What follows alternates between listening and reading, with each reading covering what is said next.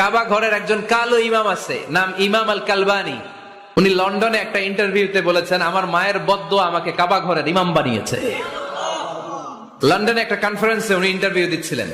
ওনাকে বলা হলো, কাবার সব ইমাম সাদা ইমাম, আপনি কালো মানুষ, কেমনি ইমাম হইলেন? উনি বললেন, আমার মায়ের বদদোয়া আজকে আমাকে কাবা ঘরের ইমাম বানিয়েছে। উনি বললেন, আমি ছোট্টবেলা অনেক বদের হাড্ডি ছিলাম, আমার মতো দুষ্ট আমার এলাকায় কোনো ছেলে ছিল না। মানুষের গালাগালি, মারামারি, দুষ্টামি, ভাঙচুর, চেঁচামেচি, চিৎকার, বিশৃঙ্খলা আমার মতো কেউ বেশি করতে পারতো না। কিন্তু আমার মা ছিল অনেক বড় আল্লাহওয়ালা। আমার মা জানতেন আল্লাহর কাছে দোয়া করার কত বড় পাওয়া। আমার মা যখন আমার উপর রেগে যেতেন, আমার মা জানতেন রাগের মাথায় বদদোয়া দিলে বদদোয়া কবুল হয়ে যাবে।